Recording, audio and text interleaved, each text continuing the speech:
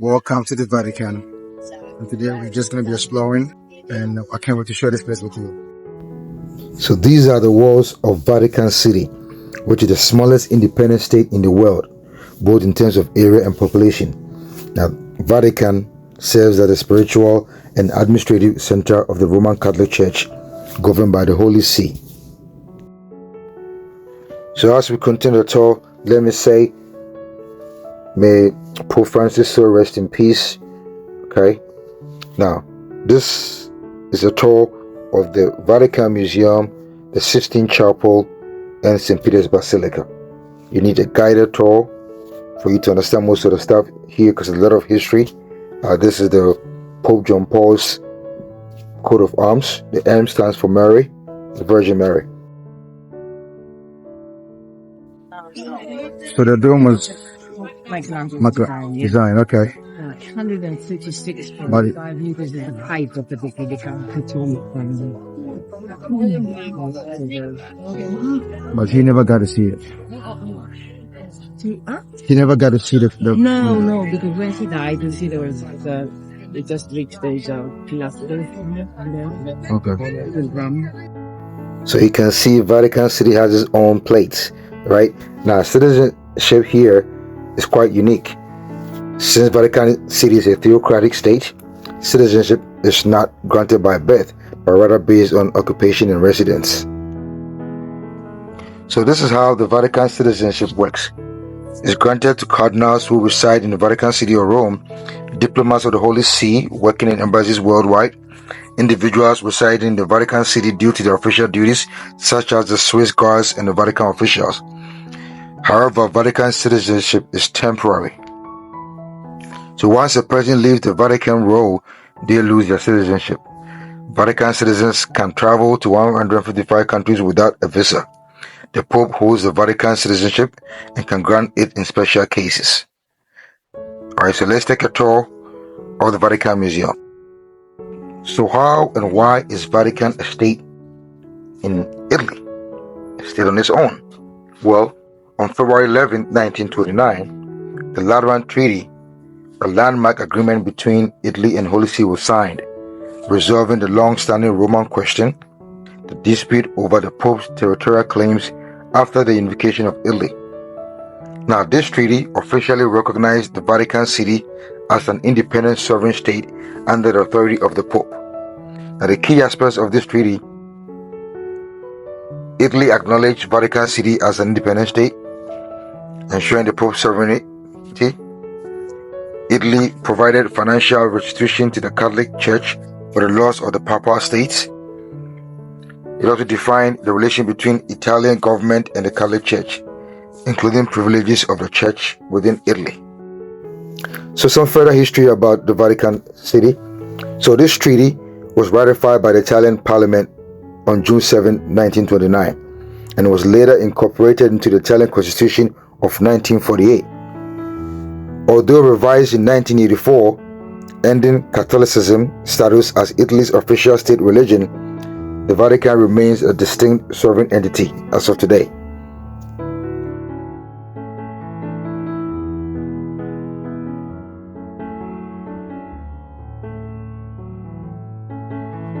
So that's a beautiful room there. It's called a circular room. This place is huge.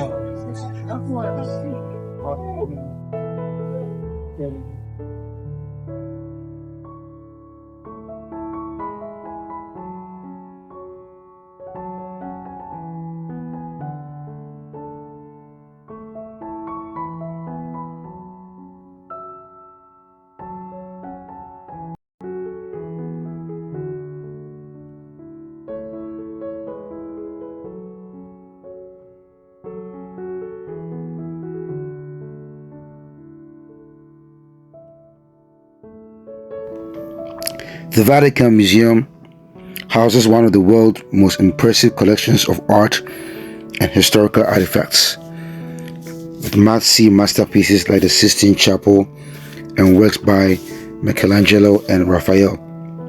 And these Vatican Museums were established in 1506 and have since grown to encompass a vast collection of art, amassed by the Catholic Church over centuries.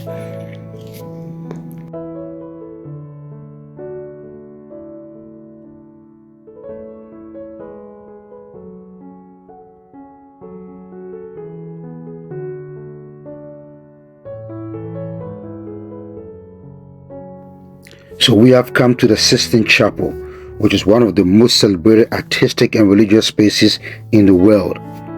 Now, it was built between 1473 and 1481 under Pope Sixtus IV, from whom it takes its name.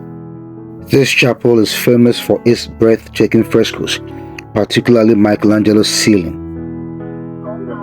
So when Michelangelo finished number 16, which is Child of Firmament, who was 60, and he started these paintings at the age of 33. So see how many years just why. Apart from Michelangelo's frescoes on the ceilings and the walls, it also serves as a place where, or the conclave, where they will pick the next pope. So this is where the cardinals meet secretly to select the next pope. All right. Now, some of the Michelangelo's arts includes the Last Judgment, which is a dramatic depiction of the Second Coming, printed on the altar wall for Pope Clement.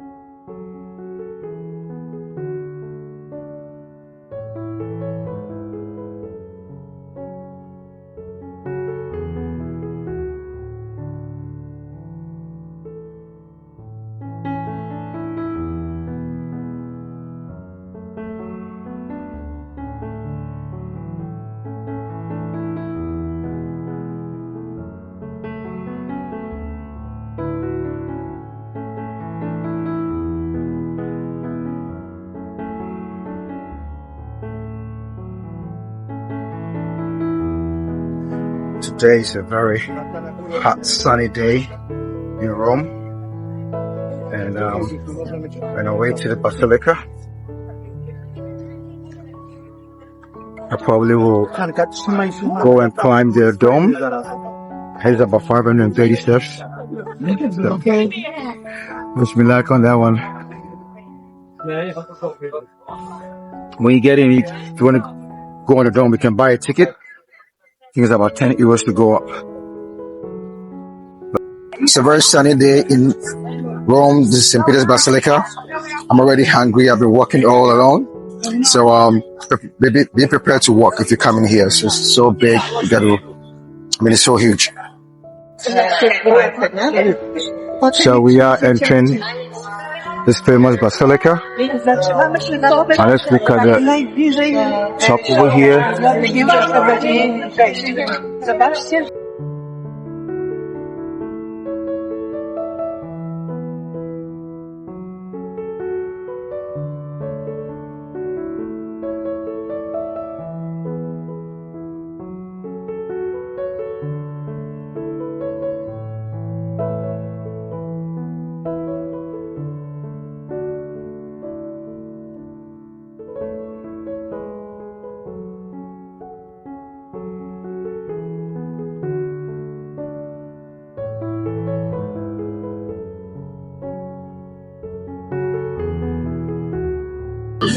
Yeah.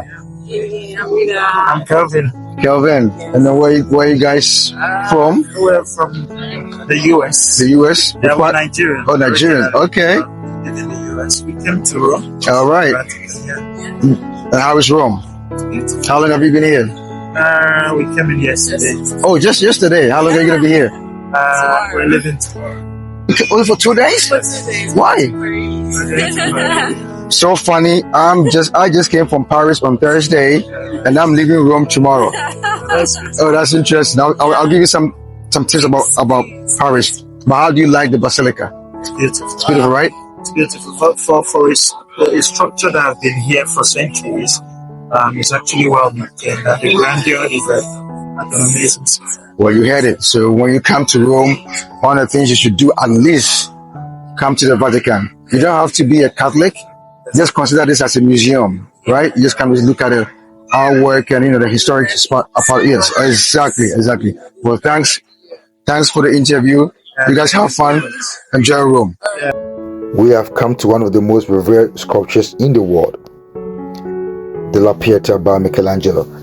Now, this depicts the Virgin Mary cradling the lifeless body of Jesus Christ after his crucifixion. Now, this is the only sculpture that Michelangelo signed.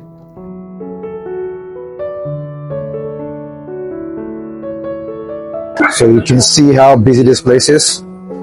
This place gets packed. So always try to skip the line tickets. All right, so we are just passing the tomb of Pope John Paul II. He's buried under. All right.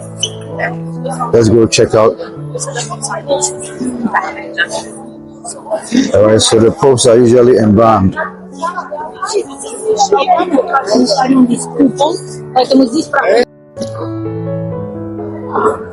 So we're still exploring the Basilica. It's a very huge place. I mean, I'm gonna be here for maybe 2 hours, and everywhere I turn is something different. If you come to Rome, you gotta do the Vatican, you gotta do the Basilica. Wow! I'm gonna show you something. Now just look at this. Oh my goodness. Wow.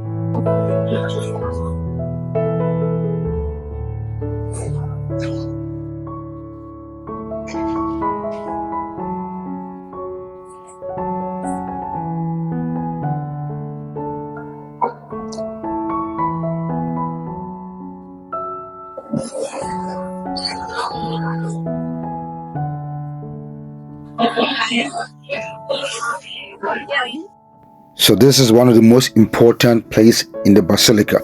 This is St. Peter's tomb. Peter, the apostle of Jesus Christ, is believed to be buried over here.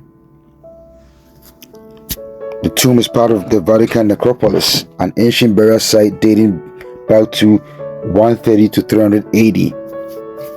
A small shrine known as the Trophy of Gaius was built over the grave in the 2nd century, marking it as a place of pilgrimage. So over time, successive popes and emperors, including Constantine the Great, built grand structures over the site, culminating the magnificent basilica that stands today. Excavations in the 20th century uncovered bones believed to belong to St. Peter, though their authenticity remains debated. Regardless, the tomb continues to be a place of pilgrimage and deep historical significance. So if you come to the Basilica, make sure you see St. Peter's tomb. This is the first pope.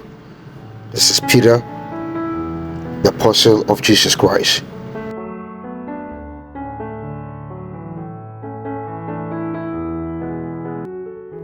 The Swiss guards are responsible for protecting the Pope and the Apostolic Palace within the Vatican City, a tradition that dates back to 1506 under Pope Julius II.